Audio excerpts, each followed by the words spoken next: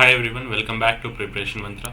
आज के इस वीडियो में हम टाइप ऑफ डेटाबेसेस के बारे में काफ़ी डिटेल में डिस्कस करने वाले हैं। अगर आपने लास्ट वीडियो नहीं देखा है जो कि डेटाबेस के इंट्रोडक्शन के बारे में था, तो आई वुड हाईली रिकमेंड कि आप पहले उस वीडियो को काफ़ी अच्छे तरीके से देख लें और उसके बाद इस वीडियो को शुरू करें। सो स्टार्ट करते हैं आज का वीडियो। तो आज का हमारा टॉपिक है type of databases in Android. जैसा कि हमने लास्ट वीडियो में डिस्कस किया था कि डेटाबेस एक काफ़ी इंपॉर्टेंट फैक्टर है आपके किसी भी सॉफ्टवेयर का, भले आप कोई एंड्रॉयड ऐप बना रहे हो, iOS बना रहे हो या फिर आप कोई वेब डेवलपमेंट का सॉफ्टवेयर बना रहे हो। उसमें डेटाबेस काफ़ी इंपॉर्टेंट हो जाता है just to make the records of the users and the products और your services in a maintainable and a scalable way. तो आज की वीडियो में हम दो टाइप्स के डेटाबेसेस के बारे में बात करेंगे और उनके कुछ एग्जांपल्स देखेंगे और कौन से सिनेरियो में आपको कौन सा डेटाबेस यूज़ करना है उसके बारे में भी बात करने वाले हैं। तो डेटाबेसेस एंड्रॉयड में दो टाइप्स के होते हैं। एक होता है हमारा लोकल डेटाबेस और दूसरा रिमोट डेटाबेस। लोकल डेटाबेस का इस्तेमाल हम ऑफलाइन कैशे से स्टोर करने के लिए या फिर कुछ मिनिमल स्टोरेज रखने के लिए, लाइक यूज़र का preferences, theme of the app, ऐसे ऐसे छोटे इन्फॉर्मेशन रखने के लिए हम लोकल डेटाबेस का यूज़ करते हैं। और रिमोट डेटाबेस जो कि आपका मेन सर्वर से डेटा आ रहा है, उसके लिए आपने जो डेटाबेस क्रिएट किया है उसको रेफ़र करता है। जितने भी सोशल मीडिया ऐप्स हों, ब्लॉग मेकिंग ऐप्स हो या फिर जितने भी रिनाउंड ऐप्स जो आपके मोबाइल डिवाइसेस पे हैं, उन सभी के पास अपना एक रिमोट डेटाबेस होता है। और लोकल डेटाबेस का यूज़ हम तब भी कर सकते हैं जब आपको सिंपली अपने एंड्रॉयड डिवाइस में एक डेटाबेस क्रिएट करना हो जिसका किसी दूसरे यूज़र के साथ कम्युनिकेशन में कोई रोल ना हो और आपका ऐप अगर सिर्फ एक यूज़र को टारगेट करता है, तो उस केस में आप लोकल डेटाबेस का यूज़ करके अपने ऐप को कंप्लीट कर सकते हैं। अब देख लेते हैं कुछ लोकल डेटाबेस के एग्जांपल्स। तो लोकल डेटाबेस के यहाँ पर 3 एग्जांपल के बारे में हम डिस्कस करने वाले हैं। पहला है shared preference.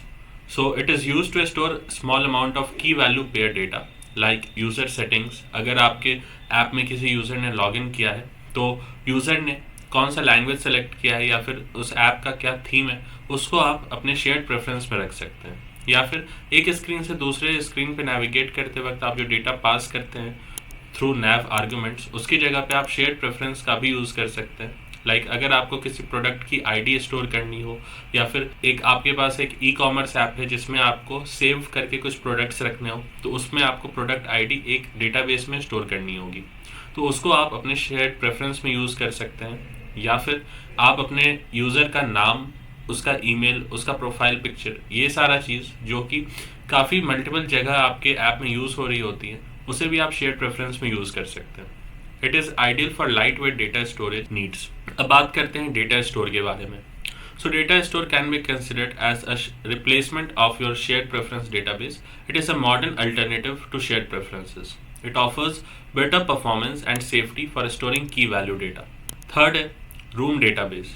So room database is a built-in abstraction layer over SQLite databases. It is used for storing structured data in tables, and it ensures that easy querying and management of relational database is possible.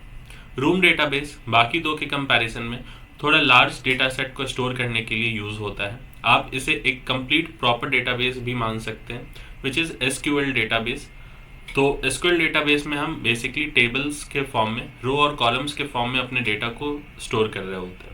तो जैसे आपने अगर कोई student management system बनाया है या फिर आप कोई टू डू लिस्ट या फिर नोट मेकिंग ऐप बनाना चाहते हैं, तो इन सभी का काफ़ी सिंपल CRUD ऑपरेशन जहाँ पर भी इस्तेमाल होना है, उसमें आप SQL डेटाबेस का इस्तेमाल करते हुए अपने ऐप को कंप्लीट कर सकते हैं।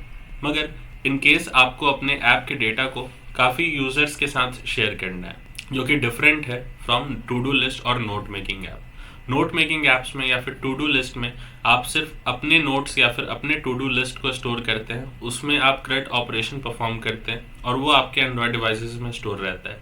मगर इसके साथ ये प्रॉब्लम आती है कि जब भी आप अपने ऐप को अनइंस्टॉल कर दें और जब भी दोबारा इंस्टॉल करें, तो आप एक फ्रेश डेटाबेस क्रिएट कर रहे होंगे। लेकिन ऐसे आप किसी सोशल मीडिया ऐप में या फिर एक चैट एप्लीकेशन में आप ऐसा नहीं चाहते। आप चाहते कि अगर आपने ऐप को अनइंस्टॉल भी कर दिया तो दोबारा इंस्टॉल करने पर आपका डेटाबेस रिट्राइव हो सके, रीस्टोर हो सके।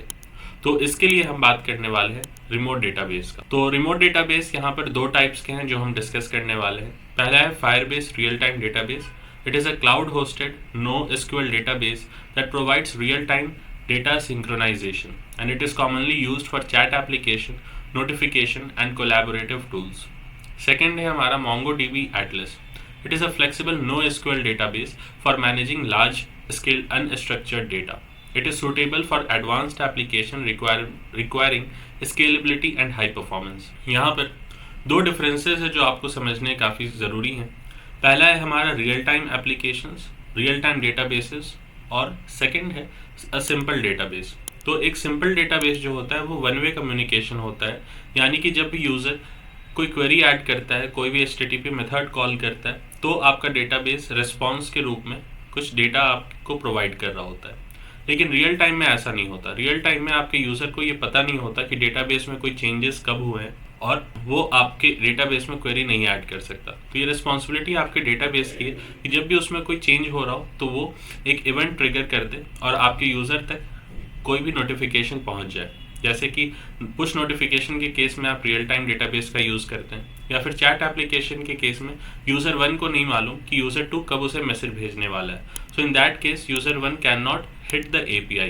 तो उस केस में भी आपके डेटाबेस को ये रिस्पॉन्सिबिलिटी लेनी होगी कि ये टू वे कम्युनिकेशन हो पाए और डेटाबेस खुद से एक इवेंट ट्रिगर करते हुए आपके यूज़र 1 को ये नोटिफाई करे कि यूज़र 2 ने कोई मैसेज भेजा और वो आपके चैट स्क्रीन पर शो हो जाए। और जो REST APIs होती हैं उसका इस्तेमाल हम तब कर रहे होते हैं जब हमें डेटाबेस में कुछ मैनिपुलेशन करना है खुद से। यानी कि अगर आपको लिस्ट ऑफ पोस्ट देखने हैं अपने इंस्टाग्राम ऐप पर, तो आप जैसे ही अपने होम स्क्रीन को ओपन करते हैं, एक API कॉल होती है और लिस्ट ऑफ पोस्ट या फिर वीडियोस, रील्स, ये सारी चीज़ आपको ऑटोमेटिकली दिख रहे होते हैं। So this is all about real time and a simple REST API databases. अब बात कर लेते हैं कि आपको इस प्लेलिस्ट में या फिर आपको इस कोर्स में किन किन चीज़ों पर फोकस करना है। तो सबसे पहले लोकल डेटाबेस में हमने जितने भी पॉइंट्स रखे हैं, like shared preference, data store and room database, इन तीनों को काफ़ी अच्छे से कवर कर लेना है, क्योंकि as an Android developer local databases को क्रिएट करना, उसे मैनिपुलेट करना, उसे एक्सेस करना, ये सब कुछ, और उसमें क्वेरीज लगाना भी आपको आना चाहिए। लेकिन रिमोट डेटाबेस में ये रिस्पॉन्सिबिलिटी आपके बैकएंड डेवलपर की होती है कि वो उस आपके डेटाबेस को क्रिएट करके आपको कुछ सेट ऑफ APIs दे दे, जिससे आप कॉल करते हुए अपने रिक्वायर्ड लिस्ट को या फिर रिक्वायर्ड इन्फॉर्मेशन को आप रिट्राइव कर पाएँ। तो उसमें आप API इंटीग्रेशन सीखेंगे और लोकल डेटाबेस को आप क्रिएट करना एज वेल एज उसमें क्वेरी लगाना, इन दोनों चीज़ों को सीखेंगे। सो आई होप कि आपको ये वीडियो काफ़ी पसंद आया होगा। आपने काफ़ी अच्छे से टाइप ऑफ डेटाबेसेस और आपका क्या फोकस होना चाहिए उसके बारे में आपने समझ लिया होगा। तो हमारे इस प्लेलिस्ट के साथ बने रहें and keep watching our playlist, sharing it with your friends. और एक और इम्पॉर्टेंट नोट, हमने मेंटरशिप बैचेस भी लॉन्च कर लिए हैं। तो अगर आपको हमारे मेंटरशिप बैचेस में एनरोल करना है तो दिए हुए नंबर पर ज़रूर संपर्क करें और अपने क्वेरीज वहाँ पर आप पूछ सकते हैं और खुद को रजिस्टर करा सकते हैं। Thank you.